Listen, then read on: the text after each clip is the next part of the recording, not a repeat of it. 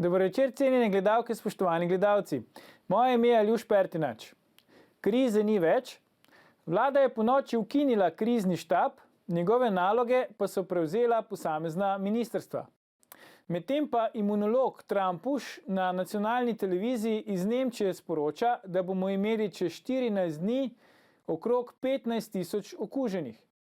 Samo upamo lahko, da vladi ne bo potrebno spet ustanoviti kriznega štaba. Vi pa gledate 107. oddajo 3. sezone Faktor na TV3. Resnica boli, komentarji še bolj in smrt sovražnemu govoru, svoboda narodov. Danes bomo za vas komentirali SP na zeleni veji. Je vlada res pozabila na samozaposlene ali so samozaposleni pozabili na vlado? Mnogi so jih menda že zaprli, vsi pa so zagnali strašno paniko. Čemu nam bosta povedala naša posebna gosta, vsak izmed njiju pa je predstavnik ene izmed skupin samozaposlenih. V oddaji sedaj pozdravljam odvetnico Špelo Mesesnel in doktorja Luka Jurija. Toplo pozdravljena. Dobar večer, živijo. Dobar večer. Špela, zdaj takole, ko te pogledam, te imam skoraj na sumu, no? Da si bila pri frizerju, za Lukata je jasno, da že dolgo ni bil. Kako je s tem? Ker vemo namreč, da je zdaj obisk frizerja prepovedan, oziroma frizerji ne smejo delati. No, to je zelo zdaj tak podcenjevalen komentar v smislu, da mi ženske pa tudi ne znamo v kriznih časih za svoje frizure same poskrbeti. Tako da nisem bila pri nobenemu, ki dela na črno, pač po dolgem času sem tudi jaz vzela fen pa krtače v roke, pa evo, pa je to rezultat. Sicer pa volumen verjetno, Špela, je naravna danost genetska, ne? Ne, sem pa vesela, da mi je to uspelo tako dobro narediti, da ste me že obtožili, da sem kje bila, tako da... Ja, ne, nareč sem te to vprašal malo za hec, no, da prebijemo leto oddaje, ampak zaradi tega, ker seveda pač samozaposlenih frizerjev je verjetno veliko. In eden izmed ukrepov vlade, ki je drugačen za zaposlene frizerje in tiste, ki so na SP, bode oči. Zakaj greš, Špela? Ja, zdaj pač jaz res težko pravno komentiram nek mega zakon, ki trenutno še ni na papirju, kaj šele sprejet. No, zdaj ga tako komentiri po faktorsko, veš, zdaj ga bom komentirala tako, ja, kot se danes skoraj vsako uro na omrežjih pojavlja drugačna razlaga teh, koliko bo vlada krila teh prispevkov oziroma tudi nadomestila plače na čakanju. Včeraj je bilo objavljeno, da 20%, danes je potem Jože P. Damjan že enkrat popravil svoje mnenje, da ne bi krila 80%, zdaj, če ta zadnje informacije držijo, ga bo mogel popraviti še drugič, ker ne bi vlada krila 100%.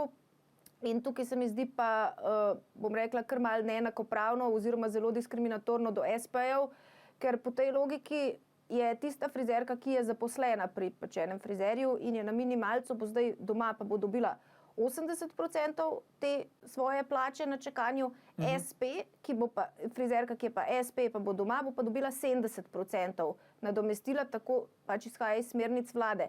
Jaz mislim, da teh 10%, da so v bistvu SP-ji vredni 10% manj kot navaden delavec, zato ni nobene neke tehtne, racionalne podlage, ki bi jo bilo možno kakorkoli, vsaj po moje, razložiti. Res je, da gre zaenkrat samo za smernice. Morda to izhaja iz tega, ker je bilo prej predvideno morda manjše sofinanciranje in mislim, da vkolikor bo vlada res sofinancirala vseh 80%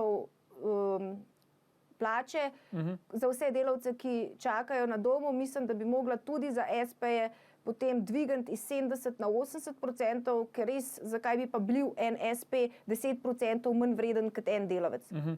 Ok, Luka, čeprav vem, ti nisi SP, ne? Sem popoldanski SP. Aha, ok. Sicer pa ja, v tem trenutku, hvala Bogu, vsaj jaz v svoji družini imam možnost tudi drugih prihodkov, zato ker sem v javni upravi. Če te prav razumem, imaš pa kakšnega ožjega družinskega člana, ki pa je SP? Točno tako in torej že dosti časa komentirava splošno stanje v Sloveniji, ki je dokaj proti SP-jevsko nastrojeno zakonodaja nasploh.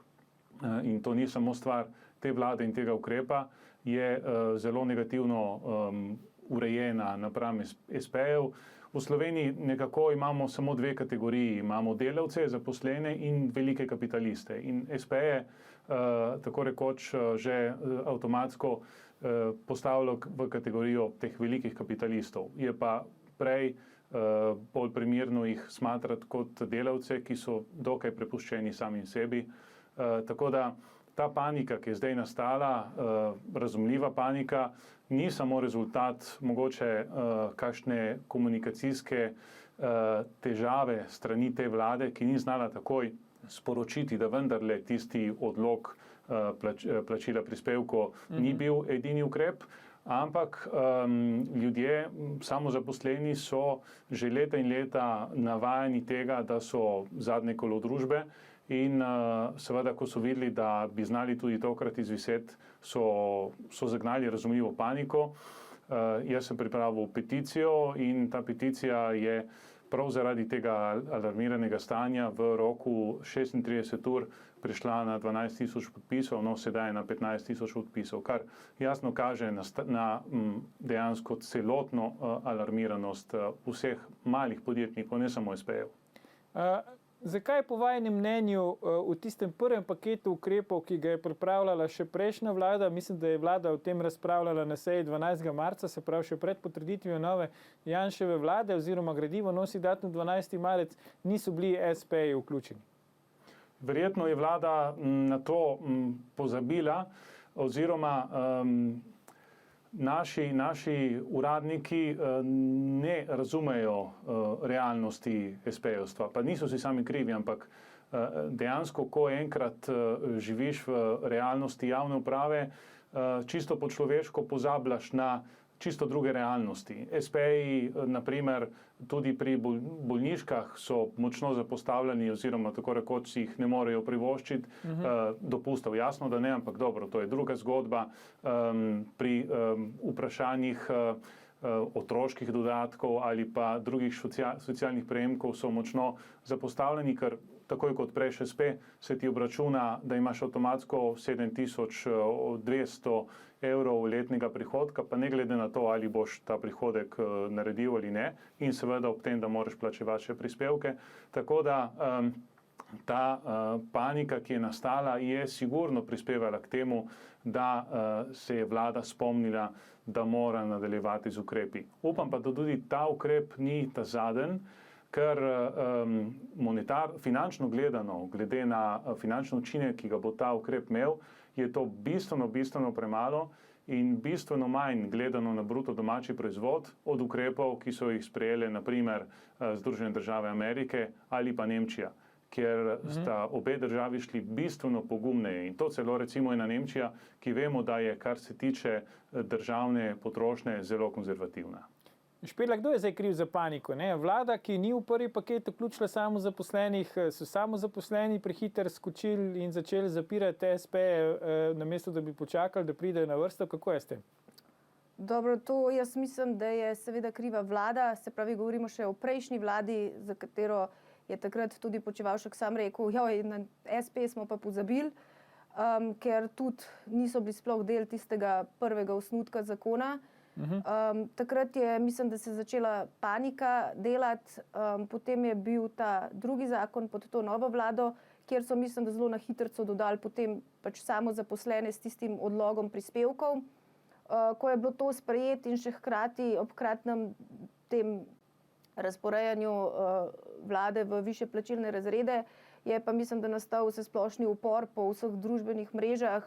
Ljudje, mislim, da so iz straha pač res začeli že pozivati tudi k protestom, stopnjevale so se, bom rekla, te pozivi tudi za te mirne proteste, prižiganje sveč, vse živo, vlada nas je spregledala in tako naprej, ampak mislim, da je bil ta upor utemeljen in zelo pravočasen, hiter odziv, ki ga tudi vlada ni preslišala, tako da jaz mislim, da ne samo, da je zdaj tukaj vlada slišala SP, ampak jih je tudi na nek način s temi smernicami uslišala.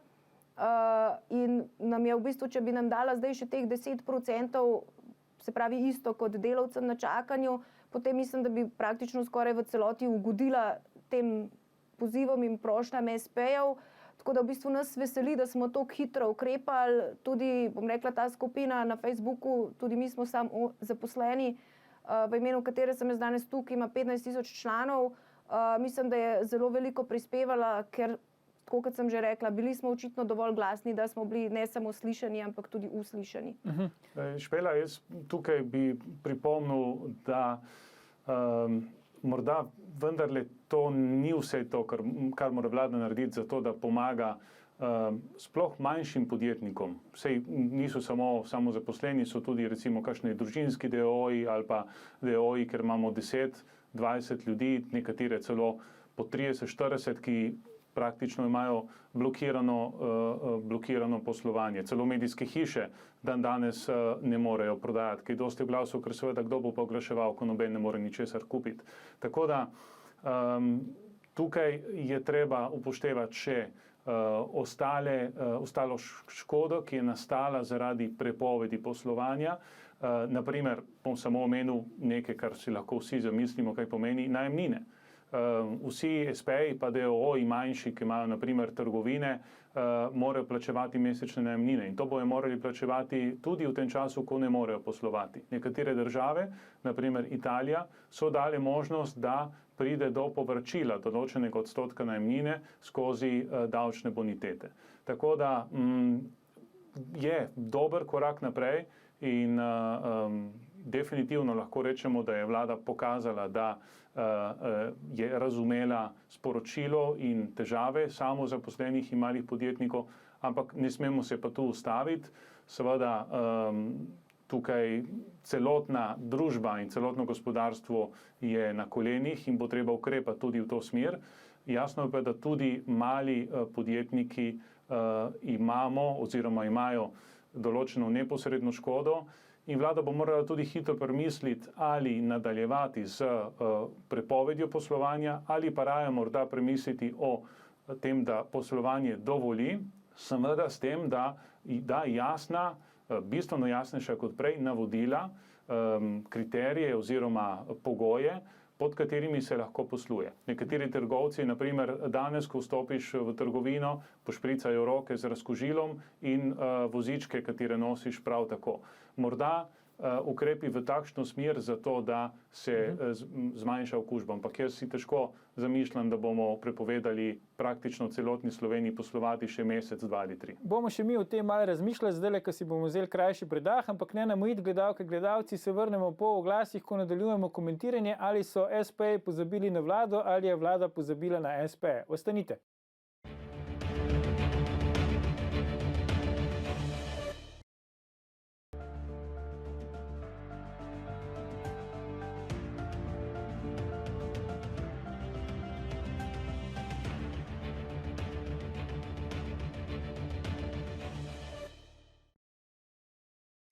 Ponovno pozdravljeni. Z nami sta še vedno Špela Mesesnel in Luka Juri. Pogovarjamo pa se o tem, ali so SP pozabili na vlado ali je vlada pozabila na SP.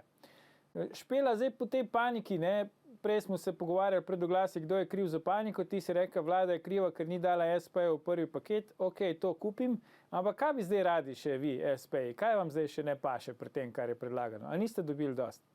Ja, prva stvar se tako, kot pravim, in kot sem že povedala, če bo res vlada dala 80% tistim delavcem, ki so na čakanju na domu, potem pričakujemo, da bi tudi SP-je dala na isti količnik, se pravi, da bi tudi oni bili upravičeni do 80% minimalne plače, ne samo do 70%. Okay.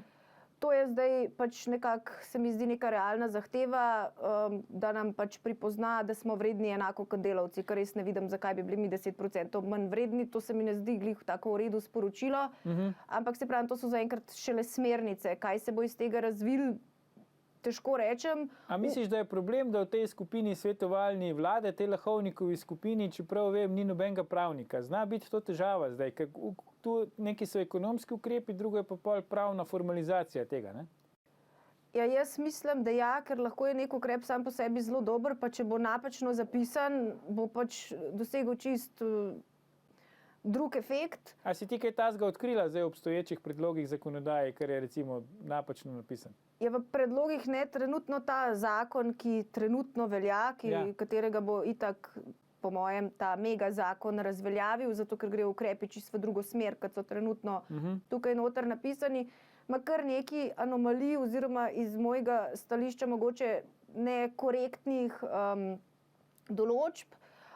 za katere bi bilo fino, da se pri tem pisanju tega mega zakona, se pravi, spremenijo v to, da bojo pač korektne do vseh. Recimo ena takih je, da trenutni zakon loči med SP, ki je samo sam zaposlen, in med tistim SP-ovcem, ki ima tudi zaposlene. V tej smeri, da za tistega, ki ima tudi zaposlene, odlog prispevkov ne velja. Meni se zdi to razlikovanje, ne vem, popolna diskriminacija in zato ne vidim nobenega razloga. Možno pa je, se pravim, to so samo ugibanja, da so enostavno tisti, ki so ta zakon pisali, želeli sicer napisati, da to ne velja pa za tiste, ki so zaposlene pri SP-ju, pa je pač mogoče prišlo do majčkeno nerodne dikcije. Tega ne morem vedeti, ampak res drugega razloga, zakaj bi se razlikovali SP, ki nima zaposlenih, in tistega, ki ima, ne vidim. Potem meni se zdi zelo, bom rekla, nekorektna do delodajalcev določba, da mora vsak delodajalec, ki želi biti upravičen do teh nadomestil za zaposlene, imeti tega zaposlenega še 6 mesecev po dnevu, ko ga je dal na čakanje. Zdaj tukaj tudi jaz mislim, da nekateri delodajalci oziroma praktično vsi zdaj ne vejo, kaj bo čez pol leta, tako kot nam, če bi sedaj nekdo rekel pred pol leta, da bo cel svet v karanteni, čez pol leta bi se verjetno takrat smejali. Zdaj jaz mislim, da noben delodajalec ni vedeževalec in ne more vedeti, kaj čez pol leta se bo zgodilo, in tudi taka izjava, kot jo zdaj ta zakon predpisuje, se mi zdi nekorektna, ker me bolj spominja na neko vezano trgovino, kot pa na res pomoč. Še manj se mi pa zdi na mestu kazenska določba, s katero bi bili delodajalci, ki bi v teh 6 mesecih potem prekinili delovno razmerje iz poslovnih razlogov, še nadaljne kaznovani. Ne samo, da bi mogli to vrniti, še kazen bi mogli plačati, to se mi res ne zdi na mestu, zato ker jaz mislim, da vsi delodajalci, pri katerih bo do tega prišlo pač zaradi tega, ker bo sledila gospodarska recesija, ker enostavno ne bo toliko povpraševanja, mogoče po kakšnih luksuznih ali pa tudi kakšnih drugih storitvah. Tako da tukaj te rešitve se mi res ne zdijo optimalne. In bi bilo fajn, da jih v tem novem mega zakonu ni. Zdaj, preden povabimo Luka v debato nazaj, da nam ne zaspi, samo še eno vprašanje, Špela. Čeprav vem, tudi vi odvetniki imate status samozaposlenih, če niste DO. A misliš, da mogoče zaradi tega vlada ni vključila samozaposlenih v prvi predlog? Takole, zaradi vas odvetnikov, da ste vi krivi, se me je hotela malo maščevati ali pa kaj? Zakaj pa bi se hotela pa glih nam maščevati? Kaj smo pa mi tako slabega naredili? Ja, ne vem, tukaj pa res ne vidim, da bi bili pa mi odvetniki toliko ogrožujoča kasta, da pa zaradi tega bi na nas pozabili. Jaz pač mislim, da so na nas pozabili, zato ker noben ni pač prav dobro razmislil. Ampak mi grede, ker si ravno odvetnica. Kaj pa praviš na to, da recimo sodniki ne najdejo pravne podlage, da bi si plače znižali, tako kot vlada predlaga za vse ostale državne funkcionarje?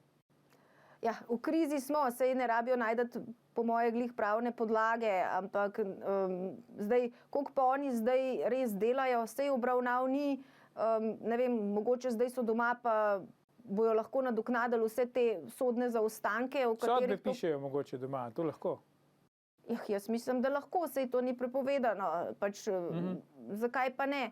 Oni pač normalno lahko pišejo sodbe, obravnave pa ne tečejo. Tako da zdaj, če pa oni ne najdejo si pravne podlage, jaz mislim, da vse se da, če se hoče, kjer je volja, je pot, če se pa tega noče, pa pač sej dajo s tem jasno sporočilo. Sej, kot smo rekli. To imaš pa prav. Ja, Luka, izvoli. Če lahko tukaj tako v redu, da je kriza, signal znižanja teh 30% plače funkcionarjev je en simbolni korak, vendar zdaj pa ne smemo tekmovati k temu, kdo si bo pa čim bolj znižal plačo in kdo bo večji revež. Obratno, v Sloveniji kot v celi Evropi in sicer globalno je padlo močno povpraševanje in vlada mora predvsem poskrbeti za to, da to povpraševanje spet stimulira. Da, ko bo tudi krize konec oziroma epidemije ne bo tako hitro konec, ampak ko bodo spet sprostili možnost poslovanja, da bodo imeli frizeri koga, ki bo šel k njim, da bodo imeli kozmetičarke nekoga, ki bo šel k njim, odvetniki nekoga, ki bi lahko šel z njim, ampak za to bodo rabili tudi nekaj denarja. Mi smo v Sloveniji s temi ukrepi doslej porabili 2 milijardi, kar pomeni 4% bruto domačega proizvoda. ZDA so z 2000 milijardi prišli na ukrepe vredni 10% bruto domačega proizvoda, Nemčija 22%. Tako da je še prostor za to, da delamo, morda pa z unim helikopterskim denarjem, ki bo lahko šel vsem z določenimi pogoji, da ne moreš s tem kupovati naprimer delnice ali pa kapital, ampak da moraš recimo v 4, 5, 6 mesecih to potrošiti znotraj enotnega trga. In na tak način bomo tudi močno pomagali odvetnikom, sodnikom, predvsem pa malim podjetnikom, frizerjem, kozmetičarjem in tisti, ki tudi konec koncev niso samo prodajalci storitev, ampak tudi vsi tisti, ki imajo neživilske trgovine, naprimer stavbno pohištvo, parket ali tehnično pohištvo, karkoli, športne trgovine in tako naprej. Ampak zdaj, kolikor sem jaz spremljal te odzive, potem pač sprejemu ali pa predstavitvi tega pač protikriznega paketa vlade, verjetno strani tistih, ki niso samo zaposleni, so bili kar mal privoščljivi. Po eni strani so rekli, ja, evo, zdaj pa imate, ste delali paniko po nepotrebnem, po drugi strani so nekako komentirali, kako morate biti in sploh, ali pa moramo biti samo zaposleni in sploh s tem zadovoljni. Kako je zdaj s tem? A je sploh še tukaj prostora za pritožbe ali bi pač morali dati rep med noge, skloniti glavo in priznati napako, ker samo zaposleni niso zaupali vladi, da bo poskrbela za njih? Ja, jaz mislim, da to, kar si zdaj rekel, ni res. Je še seveda, vedno se najde še določen poligon za pogajanja in za višje zahteve. Te so, kot sem jaz zdaj na začetku rekla, zaenkrat do teh še 10%, da bi bili izenačeni z delavci. To se nam zdi korektno. Kaj drugega v tej fazi mislim, da bi bilo res nekorektno tudi do drugih skupin. Kaj pa DDV recimo, Špela, kako je pa s tem? Ja, to zaenkrat še ni v nobeni zakonodaji, jaz zdaj zato ne morem pač se do tega opredeljevati, zaenkrat velja še stara zakonodaja. Mislim, da bi bil en primeren ukrep, da vlada odloži plačilo DDV-ja po realizaciji oziroma po plačilu računov, ker jaz mislim, da večino računov, ko smo jih izdajali v mesecu februarju, verjetno ne bo plačanih v marcu ali pa aprilu, ampak bodo enkrat potem in mislim, da bi bilo prav, da se DDV plača takrat, ko je res račun plačan, ker če ne, že tako je zdajle težka situacija, da bi pa vsi potem te svoje prihranke porabili še za tiste DDV-je plačati, za katere dejansko niso dobili denarja, pa tudi ne vem, če bi bilo glih zdajle prav. Kaj pa recimo, Luka, ti praviš, imamo tudi stalnega komentatorja oddaje Ivana Simiča, davčnega strokovnjaka, on je izrazit nasprotnik SP-jev oziroma davčne ureditve SP-jev, pravi, da so že v privilegiranem položaju zaradi pač tega pavšala in tako naprej. Kako ti, Luka, na to odgovarjaš? Kako v privilegiranem položaju, ko pa dejansko v trenutku, ko odpreš SP, prvo stvar, ki jo dobiš, so računi za plačati, prispevki in druge davščine. Tako da, če pogledamo, kako imajo podjetniki urejeno možnost štartati podjetja v drugih državah, ki so bolj podjetno naravnane, ugotovimo, da je stvar bistveno drugačna. Nekatere države celo omogočajo, da začneš tako rekoč na črno nekaj časa, da sicer prijaviš namen poslovanja, imaš nekaj časa za to, da delaš brez posebne registracije in kasneje seveda štartaš z priglasitvijo dejavnosti in tako naprej. Tako da SP-ji s tem, ko na vseh področjih so dejansko prepuščeni samim sebi, definitivno niso socialna kategorija, katerim bi lahko bili v Sloveniji fovš, obratno. Kaj pa to recimo, nekateri tudi zlorabljajo verjetno ta status, imajo recimo visoke prihodke ali pa so jih imeli pred krizo, pa so minimalno vplačevali obe blagajni, pokojninsko pa zdravstveno. Ja, glede na plačilno disciplino in glede na bilance se potem povišajo tudi prispevki v naslednjem letu. Torej, če ima NSP-jev, DOO, samozaposlen, ampak govorimo o tem primeru o SP-jih, visoke prihodke, zato plača davek in v naslednjem letu se mu povišajo tudi prispevki. Drugo je pa vprašanje tega, da se golfa in da se dela na črno, ampak to se urejuje na drug način, tu se urejuje z ukinitvijo možnosti plačil na črno, naprimer tudi same gotovine. Jaz pa povedano ne razumem, zakaj v Evropski uniji še imamo gotovino danes. Lahko bi komod poslovali brez nje in potem ne bi bilo dela na črno. Ampak zdaj recimo, koliko je neke številke krožijo, da je okrog 112 tisoč samozaposlenih oziroma zaposlenih pri samozaposlenih v Sloveniji. Zdaj, Luka, to tvojo peticijo si rekel, okrog 15 tisoč ljudi podpisali. Ne? Zdaj, ne veš, verjetno, če so vsi samozaposleni, ampak recimo, da so, to je približno 10%, se pravi teh, ki so samozaposleni, je podpisali tvojo peticijo. Kaj je zdaj z ostalimi? Ostali niso zaskrbljeni za svoj položaj, se jim je zdelo, recimo, da si ti pretiraval, da je Špeljina skupina pretiravala s temi opozorili, ali kako je s tem? Zdaj, moramo računati, da na peticiji online, kjer je ta peticija objavljena, eden najbolj uporabnih portalov, zato je peticija, ki je doživela v Sloveniji največ podpisov v zgodovini, peticija za uvrstitev pravice do vode v ustavo, ki se tiče vseh in ima 50 tisoč podpisov. Tako da z tega vidika je 15 tisoč podpisov z veliko podpisov. Marsikdo tudi za to peticijo ni vedel, ampak jaz bi tako rekel, ta peticija je enako toliko vredna, kolikor je vredna kakšna druga peticija, bilo jih je več, tudi več je bilo skupin na Facebooku, ki so se organizirali in vsi skupaj smo lahko prispevali k temu, da je vlada vendarle uslišala. Pa ne samo te skupine, treba je reči in priznati, da tudi Gospodarska zbornica in Obrtna zbornica sta se aktivirali, tako da vsi smo delali z enim samim glasom in to se je v tem primeru obrestovalo. Vladi pa gre priznanje, da je vendarle morda malo prepozno, zaradi te zapoznelosti je marsikdo zaprl SP-je in škoda, da se je to zgodilo.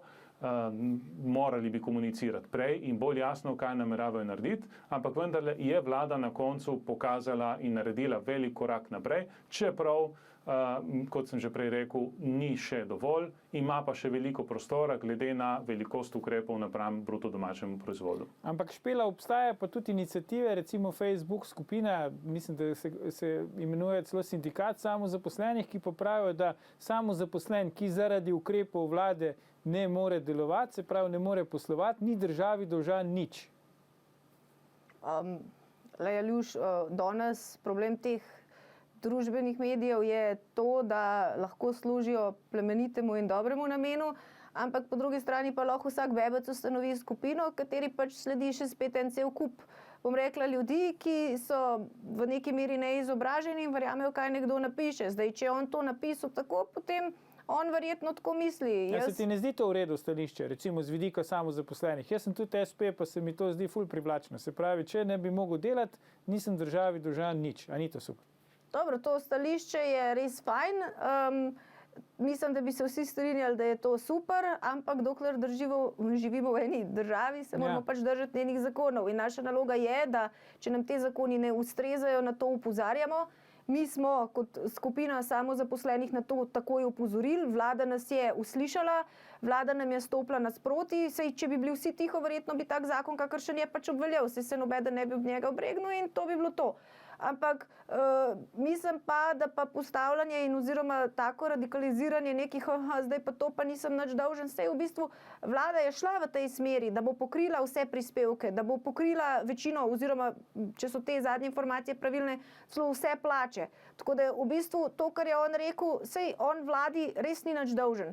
Ne, sej dejansko ta zakon je šel v to smer, samozaposleni ne bodo dolžni plačevati prispevkov in še celo bodo dobili neko pomoč. Ampak ta logika, da nisem nič dolžen, ni dovolj, ne? Zato ker ko imaš ti dejavnost, nimaš samo prispevke in neko plačo, ki se pridobiš, ampak imaš najverjetneje še številne druge stroške, ki ti vendarle tečejo, ker ne moreš danes zapreti frizeraja in reči, zdaj pa lastniku mojega lokala ne bom plačeval najemnine.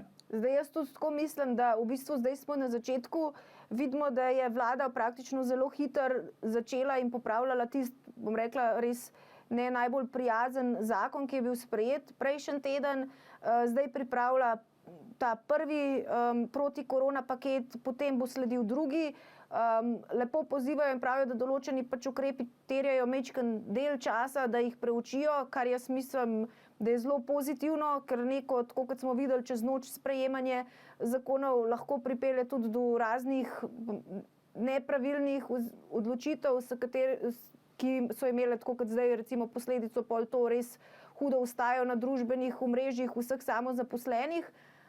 Tako da jaz mislim, da je treba tudi tukaj dati vladi čas, da sprejme, kar je potrebno, in prav tako jaz mislim, da danes še nihče ne more vedeti, koliko časa bo res ta karantena trajala. Vsi si želimo, da bo čim krajša, in jaz mislim, da tudi vlada bo potem sprejemala ukrepe, ki bojo adekvatni tem tudi trajanju karantene in vsem, kar bo to za sabo potegnilo, česar pa mi danes sploh ne moremo še vedeti. Ja, to se ful lepo sliši, zdaj Špela, lepo, da si tako optimistična, pa da misliš, da vlada misli na vse ljudi v Sloveniji, tudi SP, ampak Luka, vseeno se mi zdi, ti si mi mal tukaj sumljiv, ne? Ok, praviš, imaš popoldanski SP, ampak po drugi strani te imam mal na sumu, da tale skupina SP-ev se ne bo zdaj kar samo razpustila tvoja, potem, ko bo konc karantene, ampak da bo šla še kam naprej, mogoče v kakšno društvo ali pa celo mogoče kako politično stranko. Ja, tega ne skrivamo. Mi smo se v tej skupini smo imeli videokonferenco prav v soboto. Pogovorili smo se o tem, da je to le kaplja čez rob v situaciji malih podjetnikov, da je dejansko stanje malih podjetnikov v državi slabo in deprivilegirano že desetletja in da je potrebno temu narediti konec, da je treba iti v drugo smer. In odločitev te skupine je bila, da razmislimo o ustanovitvi politične stranke. Zakaj? Zaradi tega, ker ko si pač v politiki, ko si tam, kjer se odloča, takrat lahko vplivaš. In ko pa se dejansko za to odločiš, moraš iti, ne? Zdaj pa ne morem jaz pričakovati, da bom se tega šel, pa da zaradi tega ne bo mogoče me kdo imel na sumu, tako da pravilno, Aljuš, konec koncev, če se hočeš iti dobrega športa, boš tudi se spotil, ne moreš pričakovati, da boš ostal svež. Ja, boš ti prevzel to stranko, Luka? Oprosti, Špela, sem da pove Luka, če bo on predsednik. Jaz nimam te ambicije, meni je čist fino, odkadar nisem več v politiki, ni mi pa fino, ko vidim, kako moja žena je v deprivilegirani situaciji, ki skuša voditi podjetje, skuša voditi, sicer ima trenutno SP, ampak z ambicijami, da bi se to razširilo, pa konec koncev ne gre samo za mojo ženo, interes nam je, da podjetniki služijo, ker če podjetniki služijo, imajo možnost trošiti, plačujejo davke in vsi imamo nekaj od tega. Jaz pa sem čist fino počutim izven politike in v tej skupini je veliko dobrih ljudi, ki zna nastopati, ki zna govoriti, tako da računam, da ko se bomo zorganizirali, mi ne bo treba več še izpostaviti. Evo Špela, lej, mesto predsednice je še fraj, se boš članila, boš kandidirala za predsednico? Ne, to niti slučajno nimam tega namena in tudi želela sem povedati, da za razliko od Jurije, pa naša skupina nima nobenega namena se kakorkoli Vi ne boste stranka politično udejstvovati. Mi nismo ne levo, ne desno naklonjeni, mi pač stremimo k tem, da bomo poskrbeli, da bo tudi katerakoli že vlada bo nas slišala, uslišala, priznala nam obstoj in priznala nam tudi neko enakopravnost in enakost z recimo delavci, kar si tudi zdaj želimo. Opozorili smo na sebe, dokazali smo, da se da v enem tednu pridobiti 15,000 članov Facebook skupine, kjer so vsi aktivni. Kakor sem bila danes obveščena, še 2,000 članov bi se rado učlanilo, ker tukaj pač je treba preveriti, koga se spusti noter, pa koga ne, da je pač res SP. Tako da mislim, da bo to vztrajno raslo. Nimamo pa nekakršnih političnih ambicij, razen to, da bi radi imeli dialog z vlado, da namesto ne želimo pa tudi biti tisti, na katerih se bo potem zdaj pač nabiralo neke politične točke, tako kot recimo prejšnja vlada je na nas v osnutku zakona čist pozabila, pol pa v trenutku, ko so pa ratali opozicijo, so se pa vsi zavzemali za nas. Mislim, to je tako spet dvolično in zato pač smo skozi stremeli k temu, da bi imeli direkten dialog z vlado. Mogoče sem to jaz skril, veš, če bi te prej povabil v oddajo, pa bi mogoče te že prej podprli. Ampak kaj boste pol Špela? Boste nevladna organizacija? Ne, namreč danes že pišejo nevladne organizacije vladi, da hočejo enak status kot gospodarske družbe v času krize. Mogoče se vam splača pol, če vas je koliko, 15,000, 17,000, da ratete NGO, pa potem dobivate tako denar iz proračuna. Računate kaj na to? Jaz iskreno, da povem, o tem se sploh še nismo pogovarjali. Trenutno nam je pomembno, da prebrodimo to krizo, da pač te, ki smo bili tu nekako iniciatorji, mislim, da smo že veliko naredili za vse te SP-je. To nam je trenutno prva stvar. Zdaj, kako se bo pa to, pa kaj se bo pa razvijalo pol po tej krizi, pa mi resnično tukaj zdaj nismo oportunistično naravnani. Tukaj se nas je pač najdel nekaj, ki smo se zavzemali za to, ker se nam zdi, da je prav. In tako kot sem rekla, zaenkrat nobenih političnih ambicij, nobenih teh, ne vem, da bomo zdaj pa denar iz proračuna vlekli. Pač mi bi sam radi, da je za SP poskrbljen tako, kot je prav.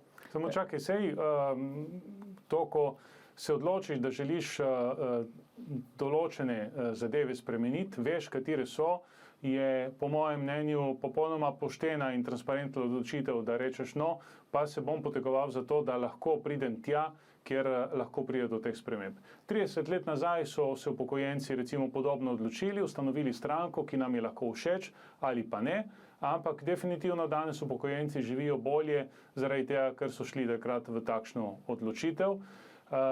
Tako da možnost je, odločitev je padla in računam, da bomo videli veliko zanimivih ljudi, ki se bodo začeli aktivirati skozi to stranko.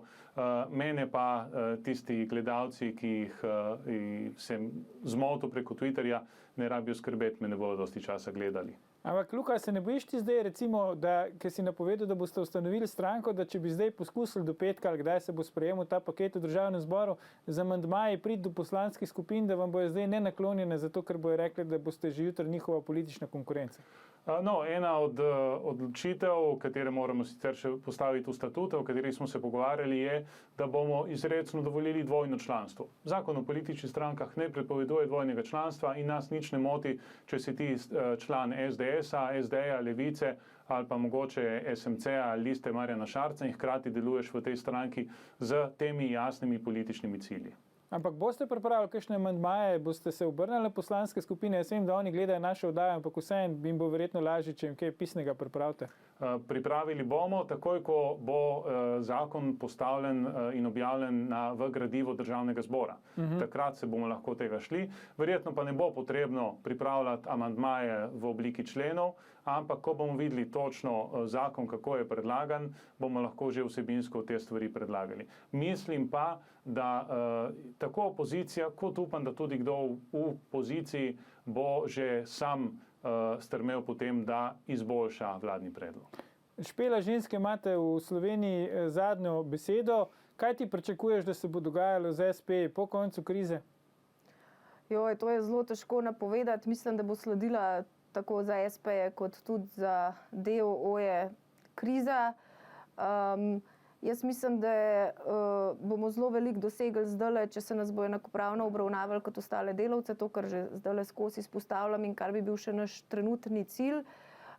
Kaj bo pa po krizi, pa kako bomo potem pa naprej skrbeli za pravice SP-jev, bomo pa takrat videli. Se pravim, nimam vedeževalskih sposobnosti, zdajle karkoli napovedovati v teh časih, ko se res ne ve, kaj se bo zgodilo, bi bilo mogoče res malo nekorektno in tudi res ne vem, kaj bi lahko rekla. Pustimo se presenetiti in bodimo čim bolj optimistični in upamo, da bomo ta virus in vse skupaj zmagali. Tako DOO-ji, SP-ji, delavci in vsi skupaj. Še zadnje vprašanje za oba. Vidva hodita na volitve? Definitivno. Ja. Od 18. leta. Aljuš, dobro veš, da definitivno tukaj ne moreš ne iti. Ok, v redu, ne, sam sprašujem, ker fajn je, če članstvo poveste, ne, da najboljše je, če hodijo na volitve, ker potem se bo njihov glas tudi na volitvah slišal. Ok, Špela Mesesnel, dr. Luka Juri, najlepša hvala za vajne današnje komentarje v naši oddaji. Gledalke, gledalci, to je bil SP-evski 418. Faktor na TV3. Glejte nas v živo spet jutri, ko bomo komentirali politično klimo sredi epidemije in po 10 dneh Janševe vlade. Predvsem pa ne pozabite, ni vseeno, kdo kaj reče.